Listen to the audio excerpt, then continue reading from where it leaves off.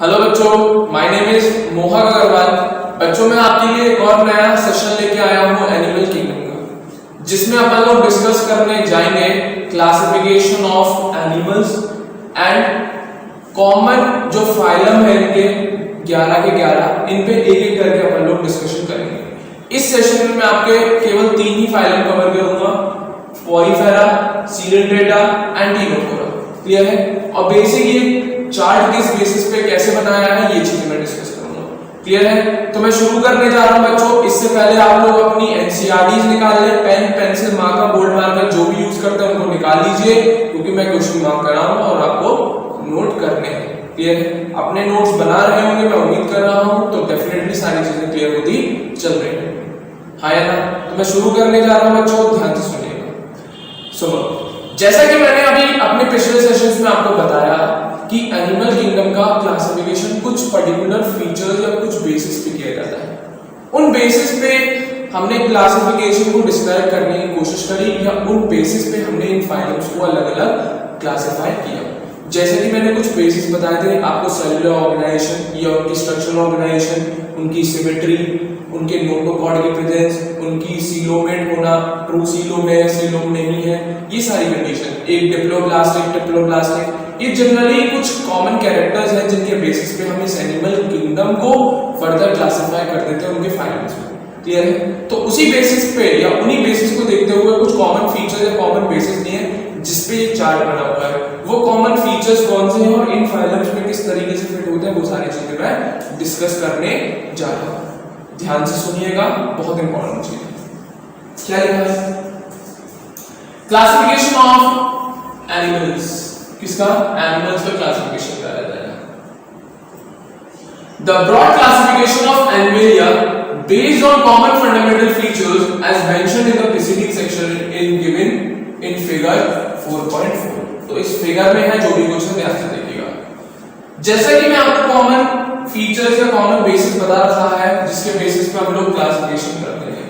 सबसे पहला बेसिस है लेवल ऑफ ऑर्गेनाइजेशन, दूसरा सिमेट्री और तीसरा बॉडी कैविटी या सीलोम। ये 3 मेजर क्राइटेरिया होते हैं इन फाइलम्स को फर्दर डिवाइड करने में। ये बेसिक से 3 मेजर बेसिस है या फीचर्स है या कैरेक्टर है जिनके बेसिस पे हम इन फाइलम्स को डिफरेंट कैटेगरीज में डिवाइड कर देते हैं। ठीक है ना? तो ध्यान से सुनना, पहले मैं बता रहा हूं। तो पहली मैं बात कर रहा हूं लेवल ऑफ ऑर्गेनाइजेशन। ठीक है? तो किंगडम एनिमेलिया को हमने 2-3 पार्ट में डिवाइड किया। इसमें तो 2 ही पार्ट दिखा रखे हैं, सेलुलर लेवल और दूसरा टिश्यू ऑर्गन और ऑर्गन सिस्टम लेवल। तो इन दोनों डिवीजन में कर दिया हमने। सेलुलर लेवल ऑफ ऑर्गेनाइजेशन हमें देखने को मिलेगी इस फाइलम में, और बाकी के बचे हुए फाइलम सीडेंटेटा से लेकर कॉर्डेटा तक, इनमें टिश्यू, धीरे-धीरे ऑर्गन और धीरे-धीरे लास्ट वाले फाइलम्स में ऑर्गन सिस्टम देखने को मिलता है। क्लियर है? तो लेवल ऑफ ऑर्गेनाइजेशन के बेसिस पे सब डिवीजन हो गया। इनमें से शुरू वालों में टिश्यू लेवल मिलेगा, प्लेटियस वगैरह में ऑर्गन मिलेगा और बाकियों में ऑर्गन सिस्टम देखने को मिलते हैं। क्लियर है? तो ये था लेवल ऑफ ऑर्गेनाइजेशन के कंसेप्ट के बेसिस पे फाइलम का डिवीजन। मेन था सेलुलर 2 और बाकी के टिश्यू ऑर्गन और ऑर्गन सिस्टम वाले। क्लियर है? दूसरा सिमेट्री के बेसिस पे। किसके बेसिस पे बच्चों? सिमेट्री। देखो भाई, पॉलीफेरा की कोई सिमेट्री नहीं होती, एसिमेट्रिक होता है। कैसा होता है? एसिमेट्रिक। इसलिए मेंशन नहीं किया क्योंकि मैं आपको सिमेट्री 2 ही पढ़ाई है, रेडियल और बायलैटरल। हाँ या ना? तो अगर पॉलीफेरा का पूछा भी जाए सिमेट्री तो एसिमेट्रिक होता है, लिख देता हूं। कौन सा सिमेट्रिक?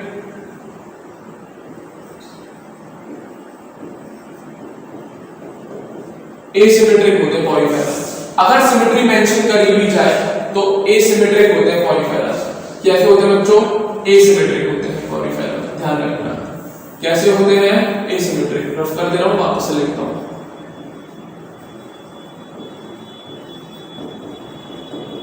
हाँ, कैसे होते हैं? एसिमेट्रिक। अब बची बात की बात कि रेडियल और बायलैटरल किसमें देखने को मिलेगी, सुनना जरा। रेडियल सिमेट्री मिलेगी हमें इन दोनों में देखने को, सीडेंटेटा एंड टिनोफोरा, और बाकी के जितने भी बचे हुए फाइलम हैं उनमें हमें देखने को मिलेगी बायलैटरल सिमेट्री। कैसे बच्चों? Bilateral symmetry. कोई दिक्कत? तो एनिमलिया किंगडम ऑर्गेनाइजेशन के बेसिस पे 2 पार्ट में, पॉलीफेरा और बाकी के बचे हुए। और द बेसिस सिमेट्री 3 हो गए, एसिमेट्रिक हो गए पॉलीफेरा, रेडियल हो गए ये दोनों, बायलैटरल हो गए ये सब। क्लियर है? फर्दर और इनको भी फर्दर सब डिवाइड करना है तो इनको करते हैं on the basis of body cavity. Platyhelminthes में एसिलोमेट, इससे ऊपर के सारे एसिलोमेट ही होते हैं। प्लैटीहेलमिन्थेस एसिलोमेट हो गया, एस्केहेलमिन्थेस स्यूडोसिलोमेट हो गया, और बचे हुए एनालिड से लेकर कॉर्डेटा तक ये सीलोमेट्स या फिर ट्रू सीलोम हो गया। क्या होगा? ट्रू सीलोम हो गया। सीलोम मींस कंडीशन होती है। क्लियर है? तो ये था आपका बेसिक इन तीनों बेसिस पे फाइलम्स का सबडिवीजन। तो डेफिनेटली अगर हम किसी भी फाइलम को एक्सप्लेन करने चाहेंगे तो कर सकते हैं। जैसे सपोज करो एनिलिडा को बोलना, तो एनिलिडा कौन से फाइलम है?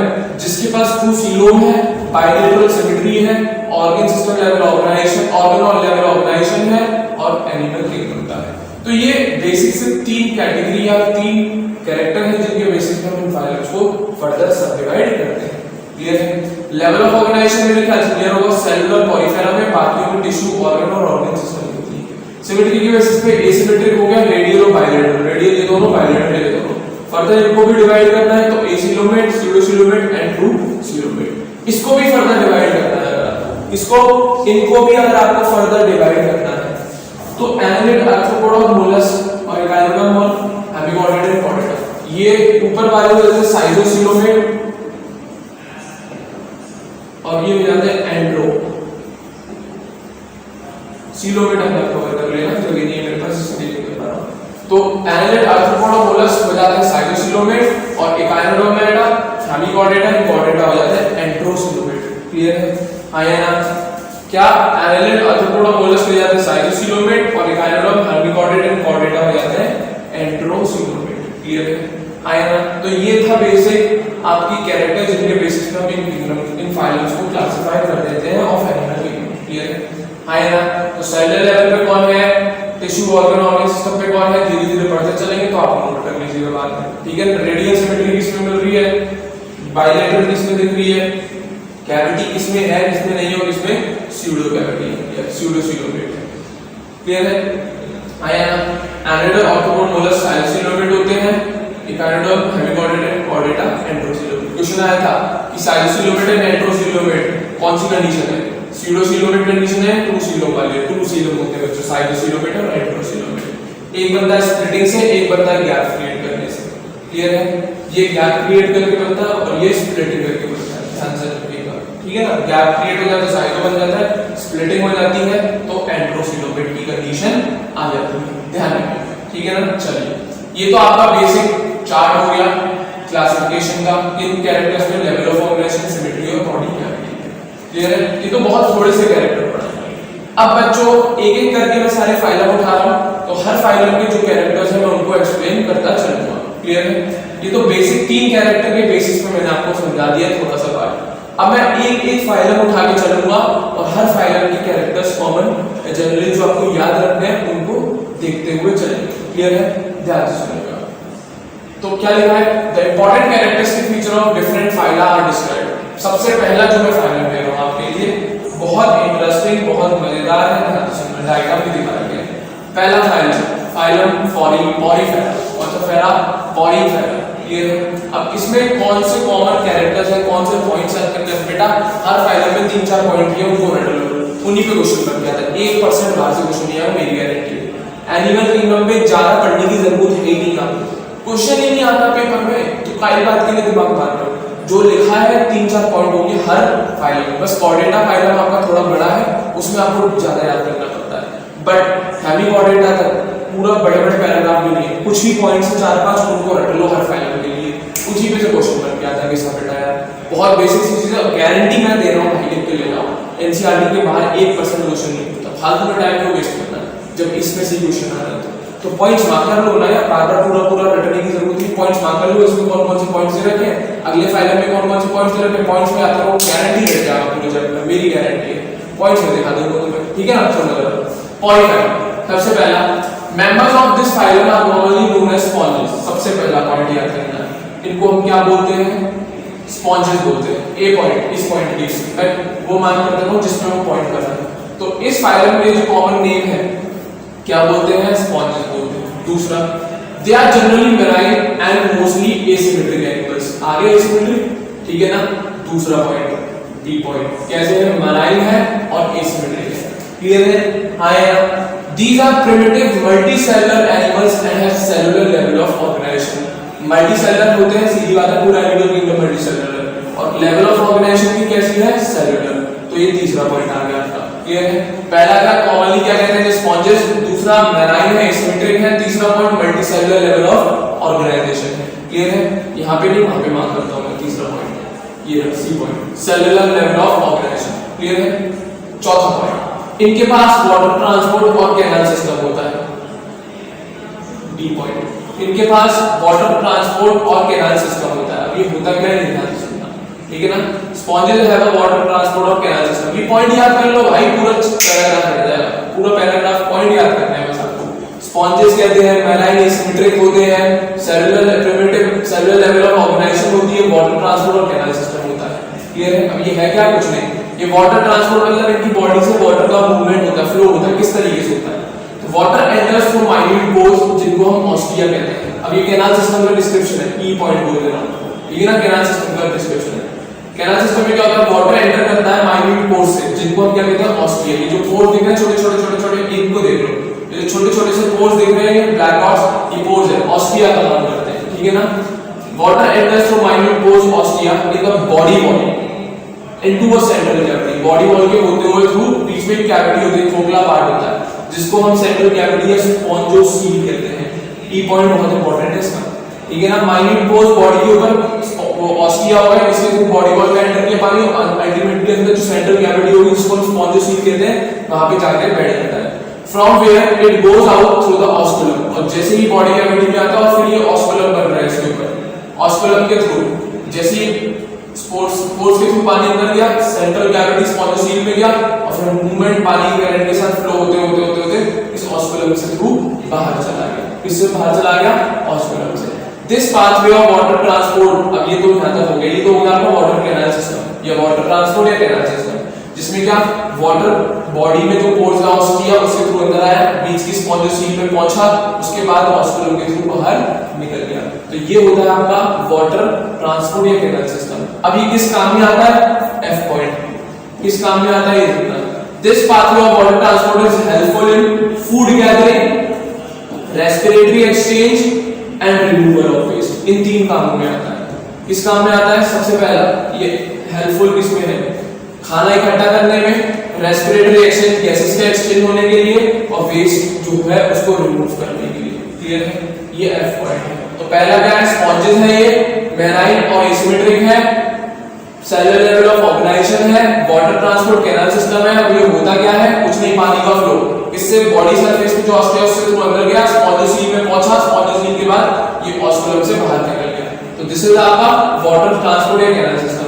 एफ पॉइंट हेल्प करता है ये वाटर ट्रांसपोर्ट या कैनाल सिस्टम पे, किसमें, खाना इकट्ठा करने में, फूड गैदरिंग में, रेस्पिरेटरी गैसेस का एक्सचेंज होने में, और तीसरा रिमूवल ऑफ वेस्ट। तो ये अभी तक 5 पॉइंट 6 पॉइंट हो गए आपके, क्लियर है। बेसिक्स पॉइंट में बनाने आप लोगों को बहुत जल्दी आ जाएगा, पूरा पैराग्राफ आपको पढ़ने की जरूरत है, तुम्हें रट जाएगा, 2-3 बार करोगे खत्म बात, फिर करना ही क्या है, फिर तो रिवीजन रिवीजन रिवीजन रिवीजन भी रट जाएगा यार, एक पॉइंट रट जाएगा इसका, क्लियर है। इस तरीके से करोगे। एक और पॉइंट देखो, कोएनोसाइट्स के बारे में। चलो ये तो ट्रांसपोर्ट सिस्टम हो गया, पानी चला गया। अब इसके अंदर खाने को पकड़ने वाला गैदरिंग कैसे होगी, ये कोएनोसाइट्स होती है बच्चों, इसके अंदर कॉलर सेल्स कहते हैं। क्या होती है, कोएनोसाइट्स और कॉलर सेल होती है। इसके बीच में जो स्पॉन्जोसील है, इसके बीच की बॉडी में बीच की जो कैविटी है स्पॉन्जोसील, उसकी वॉल्स पे ये बैठी होती है, कोएनोसाइट्स और कॉलर सेल्स। तो वो भी पढ़ा रफ कर दूं, आगे बढ़ाऊंगा। जिसको स्क्रीनशॉट लेना जल्दी से लेना, जो नोट करता चल रहा है मेरे साथ साथ बहुत अच्छी बात है। जिसको नहीं करना वो प्लीज स्क्रीनशॉट लेके बाद में जरूर नोट कर ले, नहीं करोगे तो बाद में दिक्कत आएगी आपको, मेरी गारंटी है। और ये मैं गारंटी दे रहा हूँ, एक एक पॉइंट मार्क कर लो, क्वेश्चन बनता है इन पॉइंट्स में से, कहीं बाहर से क्वेश्चन नहीं आएगा। जब तक आपको याद नहीं होगा तब तक आप पहचान भी नहीं पाओगे पेपर में क्वेश्चन लिखा गया है। सीधी बात है, पेपर में हम लोग वही क्वेश्चन अटेम्प्ट करते हैं जो हमें ज्यादा पहचान सकता है, जिसके बारे में आगे पता ही नहीं, पीछे पता ही नहीं कैसे लगा गया होगा। सीधी बात है, पॉइंट्स को ध्यान में रखो ढंग से। क्वेश्चन पढ़ते ही आपको पता लग जाएगा कौन से चैप्टर का क्वेश्चन है, कौन से पार्ट में पढ़ा था, कौन से टॉपिक में पढ़ा था, और उसको पता लगाने का तरीका यही है। इसी तरीके से आपको याद करना पड़ेगा, नहीं करेंगे तो दिक्कत की बात है, ठीक है ना। दूसरा अगला पॉइंट देखो, कोएनोसाइट्स का ध्यान से सुनिएगा, ऊपर का टेरोस तरफ है ना, कोएनोसाइट्स की बात चल रही है, जी पॉइंट चल रहा है आपका। कोएनोसाइट्स और कॉलर सेल्स पे जी पॉइंट क्या है, ये लाइनिंग होती है बच्चों, इन सेल्स की लाइनिंग होती है स्पॉन्जोसील में एंड द कैनाल्स। क्लियर है? जो स्पॉन्जोसील से और ये स्पोर से थ्रू जो कैनाल के थ्रू अंदर आ रहा है पानी, उसमें इन सेल्स की लाइनिंग होती है। और ये सेल्स खाने को पकड़ने का काम करते हैं। खाना जब थ्रू पास होता है इनके थ्रू तो ये खाने को पकड़ लेते हैं। क्लियर है? आएगा तो कोएनोसाइट्स और कॉलर सेल्स असल में पूछा जाता है स्पॉन्जोसील और कैनाल्स की लाइनिंग किस टाइप की सेल्स से होती है, कोएनोसाइट्स और कॉलर सेल। क्लियर है? आएगा एच पॉइंट देखो भाई। क्लियर है?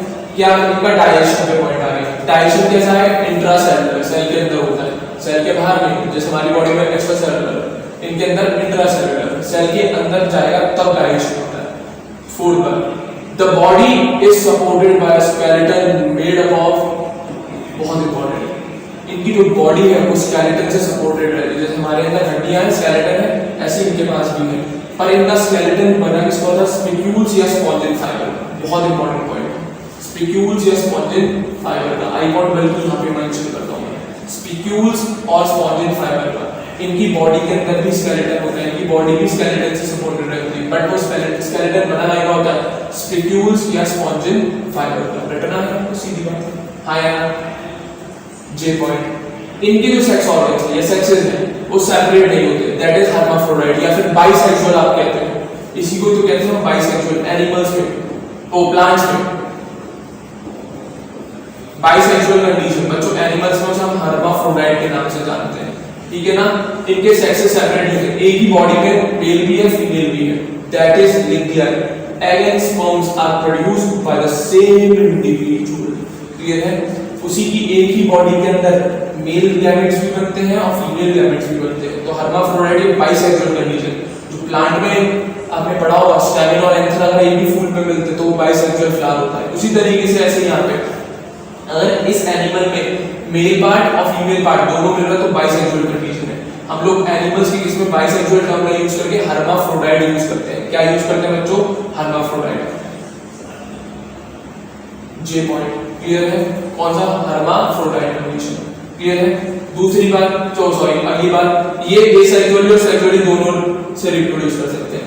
एसेक्सुअली को करते हैं लोग फ्रेगमेंटेशन से, सेक्सुअली करते हैं बाय फॉर्मेशन ऑफ गैमेट्स से। के पॉइंट। क्लियर है? इनके अंदर दोनों रिप्रोडक्शन मिलते हैं, एसेक्सुअल सेक्सुअल। एसेक्सुअल तो मिलता है फ्रेगमेंटेशन से और सेक्सुअल मिलता है गैमेट्स से। क्लियर है? आया ना? एल पॉइंट देखो, फर्टिलाइजेशन की बात। ये सारे पॉइंट ध्यान में रखने हैं आपको, क्योंकि बच्चों इसके ऊपर पूरा पैराग्राफ नहीं बनाया, छोटा पैराग्राफ है, मतलब डेफिनेटली इन्होंने बस इसके इंपॉर्टेंट पॉइंट मांग रहे हैं। पूरा पैराग्राफ नहीं बनाया इन्होंने, बड़ा लंबा चौड़ा नहीं लिखा टॉपिक, छोटा सा पैराग्राफ दिया, उसमें मैं पॉइंट्स गिना दे रहा हूं इतने सारे।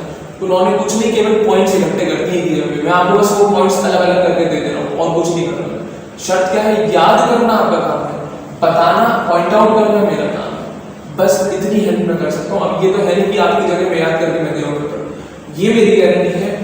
3 बार अगर आपने पढ़ लिया, मैं वैसे 15 बार बोलता हूँ क्योंकि 15 बार तो भाई करना है, कहीं चाहे मर जाओ चाहे जिंदा रहो, कैसे 15 बार पढ़ना है तो पढ़ना है। क्लियर है? 3 बार में आपको ये सारी चीजें याद हो जाएंगी। मेन टिपिकल जो होता है 15 बार जो मैं पढ़ने बोल रहा हूँ कोई बड़ी बात नहीं है, बहुत छोटी बात है। मेन जो दिक्कत आती है वो स्टार्टिंग के 3 बार पढ़ने में आती है। सबसे पहली बार में, दूसरी बार में और तीसरी। 3 बार अगर आपके हाथ से या आंखों से आपके एनसीईआरटी निकल गई तो डेफिनेटली चौथी बार से लेकर 15 बार क्वेश्चन में आपको पता नहीं लगेगा कितने महीने, बहुत कम टाइम में निकल जाएगी, गारंटी मेरी। मेन जो काम है एनसीईआरटी का वो 3 बार का होता है। पहली बार पढ़ना, दूसरी बार पढ़ना और तीसरी बार। क्योंकि तीसरी बार जब हम पढ़ते हैं तो आपको पता होता है कि हर एक कोना पता होगा आपको एनसीईआरटी का, इस पॉइंट में, इस चैप्टर में, इस पेज पे, इस डायग्राम में कौन से नंबर की लेवल क्या है, ये तक थर्ड टाइम में आपको पता लग जाएगा। मेरी गारंटी है, मैं खुद प्रैक्टिकल कर चुका हूँ, इसलिए आपको सलाह दे रहा हूँ। क्लियर है? मेन काम है आपको एनसीईआरटी का स्टार्टिंग की 3 बार पढ़ना। 3 टाइम्स अगर आपने स्टार्टिंग के कोई बिना काम चोरी करे, बिना आलस करे पढ़ ली अगर आपने 3 बार एनसीईआरटी, तो 4th टाइम रिवीजन से लेकर आपका 15 टाइम तक पॉसिबल है, आपको खुद नहीं पता लगेगा कितनी जल्दी आप पहुंच गए। क्लियर है? फिर आप भी सलाह देना और उनको पढ़ने की, अगर आपको ये तरीका अच्छा लगे तो मेरी गारंटी है इतनी बार पढ़ने के बाद एक क्वेश्चन नहीं छूटेगा भाई आपका। 90 क्वेश्चन अटेम्प्ट करके आओ, मेरी गारंटी है 80 से ऊपर मिनिमम, मैं गिरे करने में कह रहा हूँ 80 तो सही कर ही आओगे। और मैंने देखा है जितनों को बताया, मैंने जितने बच्चे करके गए 85 to 86 तक वो गिरे बनने के करने में आ जाते हैं। क्लियर है? कैसे भी करके आया था, उन्होंने किया 15 टाइम्स, उनको भी पहले 3 बार करने में दिक्कत आई, और तीसरी जब चौथी से उन्होंने 15 टाइम्स तक पहुंचे, वो खुद कह रहे सर बहुत बढ़िया ट्रिक है। ठीक है, आप लोगों को मैं बताने की कोशिश कर रहा हूँ, अच्छी ट्रिक है, ट्राई करके देखो, बहुत अच्छा, बहुत फायदा मिलेगा। 3 बार पढ़ लो वैसे ईमानदारी से टाइम लगा के। 4th रिवीजन से लेकर 15th रिवीजन में आपको खुद नहीं पता लगेगा कि कब आपने कंप्लीट कर दिया। क्लियर है? इतनी स्पीड हो जाएगी एनसीईआरटी पढ़ने की आपकी। और फिर अगर आपको मैं कोई बुक दे दूं, घंटों में सॉल्व कर जाओगे पूरी। बहुत इतना आपको कॉन्फिडेंस आ चुका होगा इसके ऊपर। इतने ये पॉइंट क्या बच्चों वाले लगेंगे, आंख बंद करके सुनाओगे मुझे, आंख बंद करके सुनाओगे, मुझे बताने की जरूरत नहीं है। तो ये काम आपको करना खुद से है, ये है असली मेहनत। जो स्टार्टिंग की 3 है एनसीईआरटी, वो जो स्टार्टिंग की 3 बार पढ़ना है, मैंने पहले बोल दिया 90% आपको मेहनत इन 3 बार में पढ़ने में करनी पड़ेगी, और मात्र 4 टाइम से 15 टाइम तक पहुंचने में 10% मेहनत है, क्योंकि आपको सब कुछ याद होगा इस टाइम तक। तो 90% आपको एनसीईआरटी पढ़ना है। 90% जो मेहनत को मैं अगर आपकी डिवाइड करूँ तो 90 और 10% के हिसाब से कर रहा हूँ। 90% आपको इन 3 बार में पढ़ने में लगेगी, और जो बची हुई 10% मेहनत है, उसमें मेहनत ही मत मानो, बहुत कंफर्ट जोन में आता है। 4 से लेकर 5 तक कंफर्ट जोन का ये मतलब नहीं कि चैप्टर ही छोड़ दो। एक लाइन अगर आपने पहले पढ़ी थी, अभी भी आपको 4th रिवीजन से 15th रिवीजन में आने में, इसमें भी आपको कोई लाइन स्किप नहीं करनी, पढ़नी समझोगे। ठीक है ना? चलिए छोड़िए, एक और पॉइंट देखो भाई, इनका फर्टिलाइजेशन कैसा है? इंटरनल। कैसा फर्टिलाइजेशन है बच्चों? Internal fertilisation. एसेक्सुअल क्या होगा? फ्रेगमेंटेशन। सेक्सुअल क्या होगा? गैमेट्स का फॉर्मेशन। इनका फर्टिलाइजेशन बच्चों कैसा है? इंटरनल है। क्लियर है? और डेवलपमेंट कैसा होता है इनका? इनडायरेक्ट। इनडायरेक्ट डेवलपमेंट का बच्चों मतलब होता है लार्वा स्टेज आती है। कौन सी स्टेज आती है? जैसे मॉस्किटोज वगैरह अपनी sexual reproduction life cycle complete करते हैं, तो उनके पे भी लार्वा स्टेज आती है। तो इनके पास भी, इनकी कंडीशन में भी जब फर्टिलाइजेशन हुआ, कैसा है? इंटरनल, बॉडी के अंदर फर्टिलाइजेशन हुआ। क्लियर है? अब जब इनका डेवलपमेंट हो रहा होता है, तो डायरेक्ट इनका बेबी या क्रिएट नहीं होता इंडिविजुअल, इनके बीच में एक लार्वा स्टेज दिखती है। क्या दिखती है? Larva stage. और ये लार्वा स्टेज बिल्कुल डिफरेंट होती है इसकी अडल्ट स्टेज से। इनकी जो लार्वा स्टेज होती है, उसका जो स्ट्रक्चर, उसकी जो मॉर्फोलॉजी है, और इनका जो अडल्ट है, उससे बिल्कुल मैच नहीं करती। बट वो लार्वा डेवलप होकर अल्टीमेटली कन्वर्ट उसी अडल्ट में हो जाएगा। क्लियर है? तो फर्टिलाइजेशन कैसा है? इंटरनल। डेवलपमेंट कैसा? इनडायरेक्ट। क्यों? क्योंकि इनका लार्वा बना, और वो लार्वा इसके अडल्ट से बिल्कुल आइडेंटिकल नहीं मॉर्फोलॉजिकल। क्लियर है? तो इसलिए इसका डेवलपमेंट इनडायरेक्ट बोला जाता है। क्या बोला जाता है? Development indirect. That's it. इतने ही पॉइंट है आपके, इनको याद कर लो पॉइंट वाइज, बाद में आपको बार-बार पैराग्राफ पढ़ने की जरूरत नहीं पड़ेगी। पॉइंट्स मांग रहे हैं छोटे-छोटे से। मैंने अगर आपको मैं बाइक में बोलूं स्पिक्यूलर स्पॉन्जिन फाइबर, पूरा पॉइंट आपके दिमाग में आ जाएगा अगर आपने ढंग से रिवीजन कर लिया। मैं आपको केवल बोल दूं इनका फर्टिलाइजेशन इंटरनल है और डेवलपमेंट इनडायरेक्ट है, तो आपके दिमाग में आ जाना चाहिए लार्वा स्टेज बनी होगी। क्या बनी होगी? लार्वा स्टेज बनी होगी। क्लियर है? हाँ है ना? हर्माफ्रोडाइट कंडीशन है बिल्कुल। आपसे मैंने पूछा इसके अंदर बाइसेक्सुअल या यूनिसेक्सुअल रहता है, तो आप बोलोगे बाइसेक्सुअल नहीं सर, हर्माफ्रोडाइट होता है। बाइसेक्सुअल नहीं बोला जाता है एनिमल के केस में, हर्माफ्रोडाइट बोला जाता है। मेल और फीमेल सेक्स ऑर्गन, सेक्स या गैमेट्स बोल लीजिए आप, मेल और फीमेल गैमेट्स एक ही इंडिविजुअल में डेवलप होते हैं। That's it for a Porifera phylum, not kingdom, Porifera phylum. Clear है? ये सिंपल से पॉइंट से मार्क करे होंगे तो सारी चीजें कंफर्म होंगी। क्लियर है? कॉमनली क्या बोला जाता है? Sponges, marine asymmetric, cellular level organisation, water transport canal system, ostia के थ्रू पूरा प्रोसेस अगर आप बनाएंगे तो ऑस्टिया से स्पॉन्जोसील, स्पॉन्जोसील से ऑस्कुलम, इसको शॉर्ट करना है तो ऐसे कर सकते हैं, ऑस्टिया से स्पॉन्जोसील, स्पॉन्जोसील से ऑस्कुलम, तो वाटर कैनाल सिस्टम पूरा हो गया।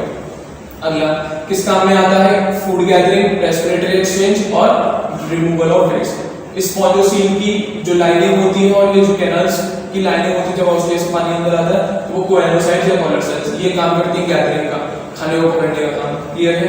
डाइजेशन कैसा? अंदर होता है सेल्स के, इंट्रासेलुलर। बॉडी के अंदर स्केलेटन से सपोर्ट रहती है स्पिक्यूल से spongin fibre. Hermaphrodite condition. Reproduce asexually by fragmentation, sexually by gametes formation. Fertilisation internal, development indirect. खत्म। पूरी इतनी सी पॉइंट थी, पूरी कहानी खत्म हो गई। लेवल लार्वा स्टेज आ गई, इंडायरेक्ट बोलते हैं। क्लियर है? तो ये थे बच्चों फाइलम पॉलीफेरा के कुछ पॉइंट्स। याद कर लोगे, जबान पे रट जाएंगे, कुछ नहीं, क्वेश्चन कहीं से भी उठा के दिस पैराग्राफ में सब आंसर लगाया हाँ या ना, मेरी गारंटी है। क्लियर है? अब आ जाते हैं एग्जांपल्स। एग्जांपल्स बच्चों बहुत पूछे जाते हैं। 3 एग्जांपल है बेचारे, साइफॉन, स्पॉन्जिला एंड यूस्पॉन्जिला। अब इनके कॉमन नेमिंग भी आपको याद रखनी है। साइक्लोन को हम बोलते हैं बच्चे साइफा, साइक्लोन को क्या बोला जाता है साइफा, स्पॉन्जिला को बोला जाता है fresh water sponge, you Spongilla को बोला जाता है बेड स्पॉन्ज।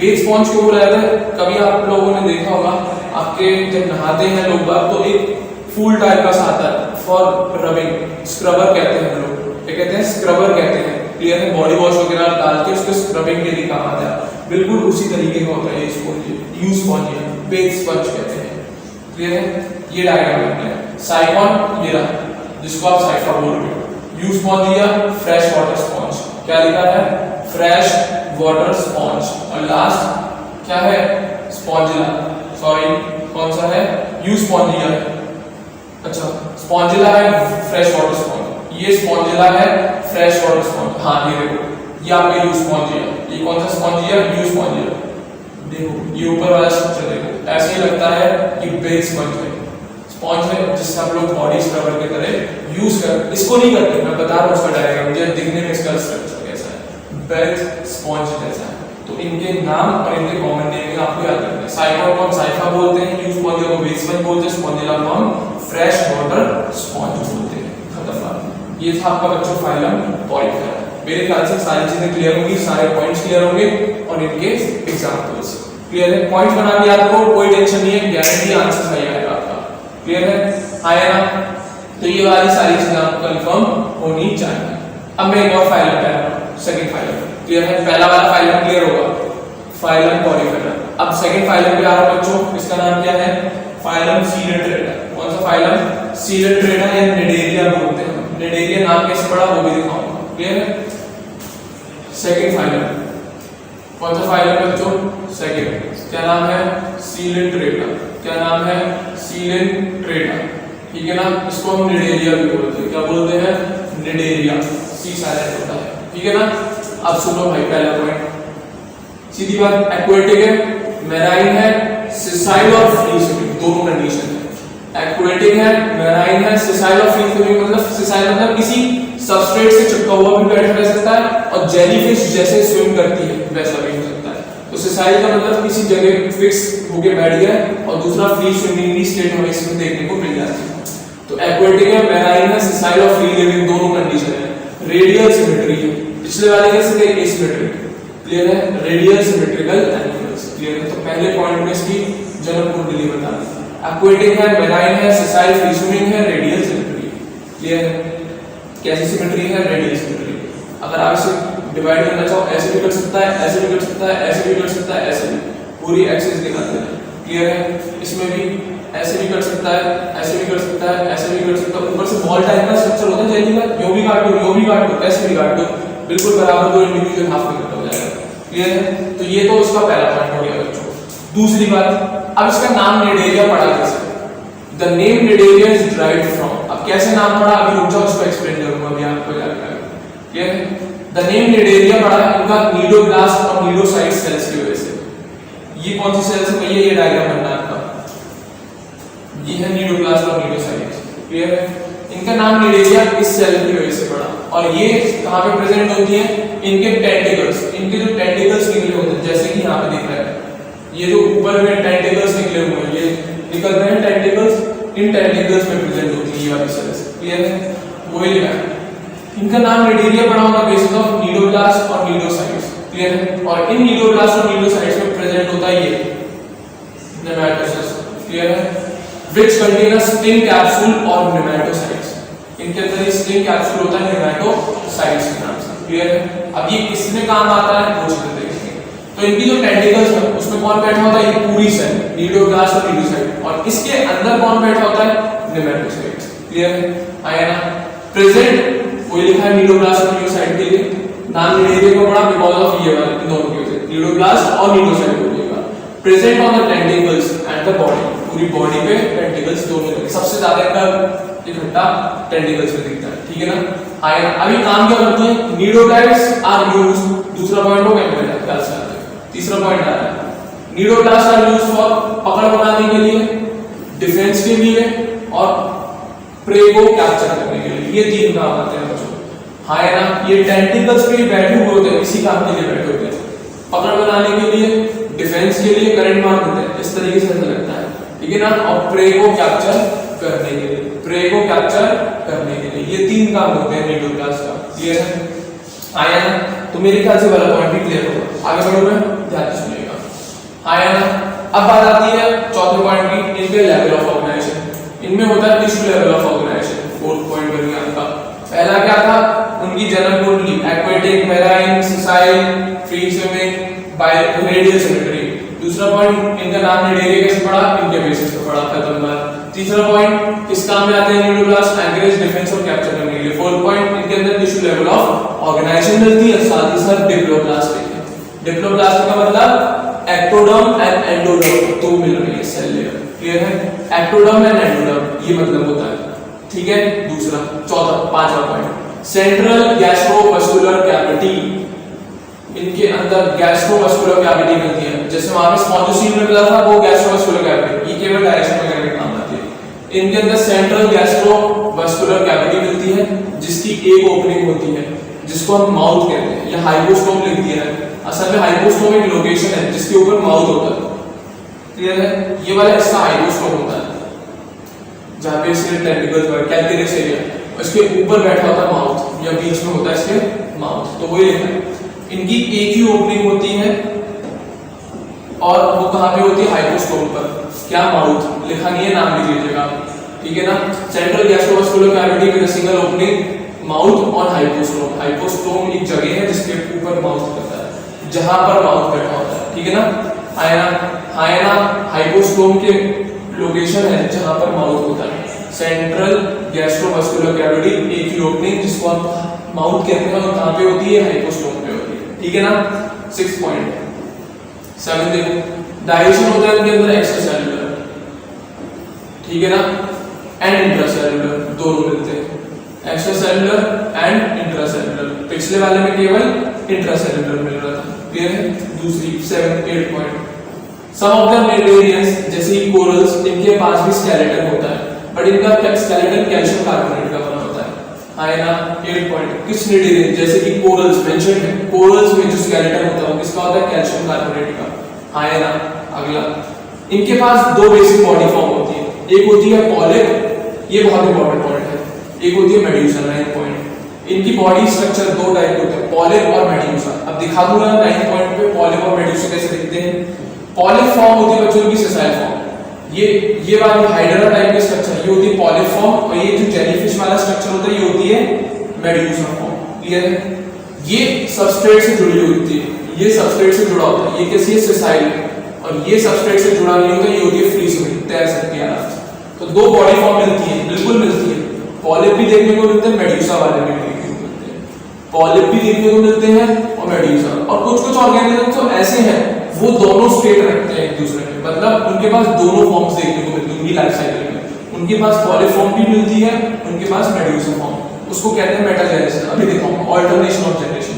कुछ एनिमल्स इनके कुछ ऐसे होते हैं जिनके पास दोनों एक साथ होते हैं, मेड्यूसा पॉलिप फॉर्म भी होती है उनके अंदर और मेड्यूसा फॉर्म भी। उनकी लाइफ साइकिल में उनकी पॉलिप फॉर्म भी दिख जाती है और मेड्यूसा फॉर्म। अब इन दोनों में फर्क क्या है? ये सेसाइल है, एक फ्री स्विमिंग, बहुत सारे डिफरेंस है। ये मेजर डिफरेंस यही है, एक जगह बैठ जाता है, ये बैठा नहीं, फ्री स्विमिंग है।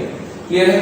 एग्जांपल भी लिख दिया है, ये जो बन रहा डायग्राम एडेंशिया का है, और ये जेलीफिश जिसको आप ऑरेलिया कहते हैं, जेलीफिश का डायग्राम है। ऑरेलिया कहा जाता है, क्या कहा जाता है? ऑरेलिया। क्लियर है? चलिए वापस आ रहा हूं, 9th पॉइंट चल रहा था, ध्यान से सुनिएगा।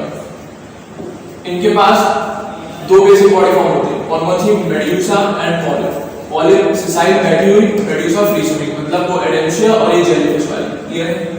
हाँ, अब लिख दिया है, the former is a sessile and a cylindrical form like Hydra and Adamsia. लिख दिया। तो जो पहली पॉलिप है वो सिलेंड्रिकल लाइक स्ट्रक्चर है, जैसे कि हाइड्रा और एडेंशिया में, तो और बैठी हुई होती है एक जगह पे, और सेसाइल फॉर्म होती है। क्लियर है? Where is the latter is medusa वाली अम्ब्रेला शेप, अम्ब्रेला की शेप भी होती है और फ्री स्विमिंग। क्वेश्चन आता है, 10th पॉइंट इंपॉर्टेंट है। क्लियर है? तो पहली वाली पॉलिप कैसी है? सिलेंड्रिकल और सेसाइल एक जगह बैठी हुई है। मेड्यूसा कैसी है? अम्ब्रेला शेप और फ्री स्विमिंग। क्लियर है? जैसे कि एग्जांपल दे दिया इन्होंने, ऑरेलिया और जेलीफिश एक ही है, ऑरेलिया बोलो चाहे जेलीफिश बोलो। क्लियर है? 10th पॉइंट इंपॉर्टेंट है आपका, 9th भी इंपॉर्टेंट है। क्लियर है? आयना स्केलेटन क्लियर होगा, पॉलिप मेड्यूसा क्लियर होगा, पॉलिप कैसे दिखता है, मेड्यूसा कैसे दिखता है, कौन फ्री स्विमिंग है, कौन सेसाइल है, सारी चीजें कंफर्म होनी चाहिए। क्लियर है? हाँ यार, अब कुछ कुछ ऐसे निडेरियंस हैं या सिलेंट्रेट्स हैं जिनमें दोनों फॉर्म दिखती होंगी लाइफ साइकिल में। तो ऐसे कौन है देखेंगे, चलिए एक और those cnidarians which exist in both forms, ऐसे निडेरियंस कुछ हैं जो इन दोनों फॉर्म में रहते हैं, which exist in both forms, exhibit alternation of generation, इनके अंदर हमें alternation of generation जिसको हम मेटाजेनेसिस कहते हैं यहाँ पे वो मिलती है। जैसे हम लोग आपको प्लांट किंगडम में मैंने पढ़ाया हुआ, शायद आपने सुना होगा मेरी बातें ढंग से, alternation of generation, sporophyte and gametophyte, वही काम है, यहाँ पे भी alternation of generation दिखती है, क्लियर है। अब उसको यहाँ पे हम मेटाजेनेसिस बोलते हैं। मतलब क्या है इसके अंदर, हमें उसमें पॉलीफॉर्म भी दिखेगी, उसमें मेड्यूसा फॉर्म भी। अब दोनों फॉर्म दिख रही है तो डेफिनेटली एक दूसरे में कन्वर्ट हो रही होगी, किस बेसिस कैसे कन्वर्ट होती है वो सारी चीजें, ठीक है ना। मतलब इनकी लाइफ साइकिल में हमें पॉलिप भी दिखती है और मेड्यूसा, डेफिनेटली पॉलिप मेड्यूसा बनाती होगी, मेड्यूसा पॉलिप बनाती होगी। अब कैसे बनाती होगी वो चीज है, ठीक है ना। 11th point is most important, metagenesis वाला क्वेश्चन आया हुआ कम से कम 5 बार तो मैंने देखा, ठीक है ना। पॉलिप प्रोड्यूसेस मेड्यूसा, क्या बनाता है पॉलिप, मेड्यूसा, डेफिनेटली ऑल्टरनेशन है तो एक दूसरे में कन्वर्ट हो रहे होंगे। अब पॉलिप में मेड्यूसा बनाया तो बनाया कैसे, एसेक्सुअली, ध्यान रखना। 11 पॉइंट, जो मेटाजेनेसिस वाले निडेरियंस हैं उसमें पॉलिप से मेड्यूसा बनता है, कैसे बनता है, एसेक्सुअली बनता है। और मेड्यूसा से पॉलिप बनता है, कैसे बनता है, सेक्सुअली, क्लियर है। जैसे कि मैं यहाँ पे लिखना चाहता हूँ, जैसे ये पॉलिप, क्लियर है, POLYP फॉर्म्स मेड्यूसा, पॉलिप से मेड्यूसा बना, पॉलिप से मेड्यूसा बना, एसेक्सुअली, एसेक्सुअली कैसे बना, एसेक्सुअली, क्लियर है।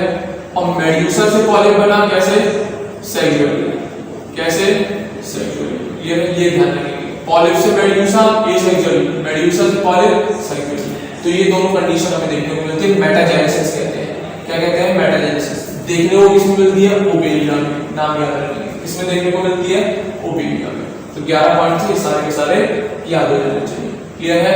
मेटाजेनेसिस जिसमें पॉलिप मेड्यूसा में, मेड्यूसा पॉलिप में, पॉलिप से मेड्यूसा बनेगा तो एसेक्सुअली बनता है, और मेड्यूसा से पॉलिप बनेगा तो सेक्सुअली, मतलब गैमेट्स बनेंगे, फर्टिलाइजेशन होगा, ये सब क्लियर है। मेरे ख्याल से यहाँ तक सारी चीजें क्लियर होगी। अब पूछा जाता है बच्चों, जैसे पिछले वाले में हमने हर्माफ्रोडाइट कंडीशन बताई थी, इनके केसेस में सीडेंट निडेरियंस में मैक्सिमम यूनिसेक्सुअल होते हैं। हर्माफ्रोडाइट कुछ ही होते हैं एक्सेप्शंस, मैं बता नहीं रहा हूं। Maximum of the cnidarians are unisexual, mark करके लिख लेना। मैक्सिमम ऑफ द निडेरियंस या सीडेंट्रेट्स आर यूनिसेक्सुअल, उनमें एक ही बॉडी में दोनों मेल और फीमेल गैमेट या फीमेल और फीमेल सेक्स ऑर्गन्स नहीं मिलते। मैक्सिमम निडेरियंस या सीडेंट्रेट्स आर यूनिसेक्सुअल, ध्यान रखना, क्लियर है। अब ये तो बात होगी कुछ एग्जांपल्स की, जैसे अगर आपको यहाँ पे दो ही एग्जांपल बना के दिया, एक तो आपको एडेंशिया बना के दे दिया, एक आपको जेलीफिश और एरिया बना के दे दिया। अब ये कौन सी फॉर्म है, इसकी पॉलीफॉर्म है, ये कौन सी है, मेड्यूसा फॉर्म। अब और भी एग्जांपल्स होते हैं तो याद करते हैं आपको, है मेरी भी दिक्कत नहीं, आपकी भी, आपकी मजबूरी है भाई, मैंने तो याद किए थे, आप भी याद करें। तो सबसे पहला एग्जांपल फाइसेलिया, जिसको हम पोर्टुगीज मैन ऑफ वॉर कहते हैं, इंपॉर्टेंट है। Physalia Portuguese man of war, याद करने हैं कॉमन नेम, कोई कॉमन नेम देखो और ये पूछेगा, मर जाओगे। तो पोर्टुगीज मैन ऑफ वॉर कौन है, फाइसेलिया। दूसरा सी एनिमोर किसे कहते हैं, एडेंशिया को कहते हैं, इसको कहते हैं एडेंशिया को। हाँ है ना। सी पेन किसे कहते हैं, पैनाड्यूला, इसको पैनाक्यूला, ठीक है ना। लास्ट सी पेन और सी पेन बहुत पूछे जाते हैं, पैनाड्यूला, सी पेन गॉर्गोनिया, सी पेन गॉर्गोनिया, क्लियर है। और लास्ट जो बचा ब्रेन कोरल, कौन सा कोरल, ब्रेन कोरल, मैंडराइना। ये सब सीडेंट्रेट्स हैं, ये सब सीडेंट्रेट्स हैं। ये उल्टे सीधे नाम है, सारे याद करने हैं, मैं भी कुछ नहीं कर सकता, आप भी कुछ नहीं कर सकते। तो 15 बार में तो याद हो जाएगा डेफिनेटली, क्लियर है। क्योंकि अभी से दिमाग में बिठा के चलोगे तब होगा, जब ये कहेंगे हाँ चलो पहले पढ़ ले फिर करेंगे 15 बार, क्या मतलब है। शुरू से मन में बिठा लो, करना ही करना है, तभी हो पाएंगे, नहीं तो नहीं हो पाएंगे, सोचते रह जाओगे, क्लियर है। सोचना नहीं है, काम करना है। तो पोर्टुगीज मैन ऑफ वॉर कौन है, Physalia. Sea anemone Adamsia, sea pen Pennatula, sea pen Gorgonia, brain coral, Meandrina, clear है। मेरे ख्याल से पांचों के पांचों क्लियर होंगे। अब दो एग्जांपल, एक एग्जांपल और रह गया, जेलीफिश लिख लेना, उसे ऑरेलिया कहते हैं, और ओबेलिया भी ऐड कर लीजिएगा। ओबेलिया और ऑरेलिया दोनों एडेंशिया तो मैंने कर दिया ना, ओबेलिया और ऑरेलिया को मेंशन कर लेना। और ओबेलिया में मेटाजेनेसिस मिलती है, बाकी में नहीं मिलती, क्लियर है। ओबेलिया में मेटाजेनेसिस मिलती है, ऑरेलिया जेलीफिश भी ऐड कर लीजिएगा एग्जांपल्स में, क्लियर है? आया? तो ये था बच्चों आपका फाइलम सिलेंड्रेट है। 11-12 पॉइंट्स थे, बार-बार मैंने खुद बोला है कि ये यूनिसेक्सुअल ऑर्गेनिजम्स है मैक्सिमम। 11 पॉइंट्स इसमें दे रखे हैं, एग्जांपल्स मेरे ख्याल से क्लियर हो गए। अब मैं बात करता हूँ थर्ड फाइलम की, जिसको आप कहेंगे टीनोफोरा। क्या बोलेंगे? Ctenophora, third phylum. इसका डायग्राम जरा यहाँ पे बन रहा है, देखो बास्केटबॉल जैसा है, ये स्ट्रिप्स दिख रही हैं आपको, हाँ या ना? इनको कॉम्प्लेक्स कहते हैं, दिखाऊं सारी चीजें, क्लियर है? तो ये आपका टीनोफोरा का एक एग्जांपल, जिसको अभी हम क्या कहेंगे? क्या कहेंगे? प्लूरोब्रैकिया। क्या कहते हैं? प्लूरोब्रैकिया। पहले पढ़ा दूं फिर डायग्राम दिखाता हूं, ठीक है ना? ध्यान से सुनना, बीच-बीच में भी दिखा दूंगा, सुनते चलेंगे। टीनोफोरा क्या कहते हैं इसको कॉमनली? पहला पॉइंट, सी वॉलनट्स बोला जाता है या कॉम जेलीज बोला जाता है, बहुत इंपॉर्टेंट है, पॉइंट याद रखना है। टीनोफोरा को क्या बोला जाता है? सी वॉलनट्स या कॉम जेलीज बोला जाता है, क्लियर है? दूसरा पॉइंट, मेराइन होते हैं, रेडियल सिमेट्रिकल होते हैं, डिप्लोब्लास्टिक ऑर्गेनिजम्स हैं, tissue level organisation. Second point भी कवर कर दिया जनरली, मेराइन है, रेडियल सिमेट्री है, डिप्लोब्लास्टिक ऑर्गेनिज्म है, टिश्यू लेवल ऑर्गेनाइजेशन है। इनको पॉइंट्स मेंशन कर लो तब ज्यादा सीधा आराम से क्लियर होंगे, क्लियर है? मेराइन है, रेडियल सिमेट्रिकल है, डिप्लोब्लास्टिक है, टिश्यू लेवल ऑर्गेनाइजेशन है। तीसरा पॉइंट, इनकी बॉडी पे 8 एक्सटर्नल रोज होती है, वो भी सीलिएटेड कॉम्प्लेट्स होती है। क्या होती है इनकी बॉडी पे? आपको स्ट्रिप दिखा रहा था ग्रीन कलर की, वही है सीलिएटेड कॉम्प्लेट्स। प्लेट्स होती है जिनपे सीलिया वाली सेल्स बैठी हुई होती है, क्लियर है? और ये कॉम्प्लेट्स हेल्प करती है लोकोमोशन में। इसमें हेल्प करती है इस प्लांट बॉडी को लोकोमोशन में, इधर उधर ट्रांसफर या घूमने के लिए, खाने की तलाश में, एक्सरसाइज और भी इनकी नेसेसिटीज हो सकती है, क्लियर है? तो थर्ड पॉइंट क्या है? इनके बॉडी पे नंबर याद रखना है, 8 होती है एक्सटर्नल रोज। इसकी सीलिएटेड कॉम्प्लेट्स किसके काम आती है? लोकोमोशन के काम आती है। 3 पॉइंट ही तो बच्चों वाले। चौथा पॉइंट, डाइजेशन का है। पहले वाले में कैसा था? इंट्रासेलुलर, दूसरे में एक्स्ट्रा और इंट्रा दोनों, यहाँ पे भी हमें दोनों मिलते हैं, एक्स्ट्रासेलुलर एंड इंट्रासेलुलर। आया ना? एक्स्ट्रासेलुलर एंड इंट्रासेलुलर, कोई दिक्कत? Fourth point. 4 पॉइंट क्लियर हो गए? अब मैं आपको कॉम्प्लेक्स दिखा रहा हूं। ये तो ग्रीन कलर की लेयर्स होंगे, 1 2 3 4 5 6 7 8, यही होती है सीलिएटेड कॉम्प्लेक्स, यही होती है सीलिएटेड कॉम्प्लेक्स, क्लियर है? आया ना? चले आगे। फिफ्थ पॉइंट देखो भाई, ध्यान से सुनना। फिफ्थ पॉइंट देखिए, बायोल्यूमिनेसेंस। कौन सा ल्यूमिनेसेंस? जब कोई लिविंग ऑर्गेनिज्म लाइट को एमिट करता है, जैसे जुगनू होते हैं, जुगनू का सुना है, वो भी बायोल्यूमिनेसेंस शो करते हैं, ये भी बायोल्यूमिनेसेंस शो करते हैं। Bioluminescence, the property of a living organism to emit light, ये लोग लाइट एमिट करते हैं, क्लियर है? केमिल्यूमिनेसेंस, जब केमिकल कोई कॉम्पोजिशन है वो लाइट एमिट करे। बायो मतलब लिविंग, ल्यूमिनेसेंस मतलब लाइट एमिट करना। तो लिविंग बीइंग जब लाइट एमिट करता है तो उसे बायोल्यूमिनेसेंस, तो इनके पास बहुत अच्छी होती है। Bioluminescence is well marked in ctenophores. Fifth point very important, bioluminescence character इनके पास ही मिलता है। बायोल्यूमिनेसेंस कैरेक्टर टीनोफोर्स के पास बहुत अच्छा मिलता है, वेल मार्क्ड प्रॉपर्टी है, ठीक है ना? दूसरा 6 point, sexes are not separate, मतलब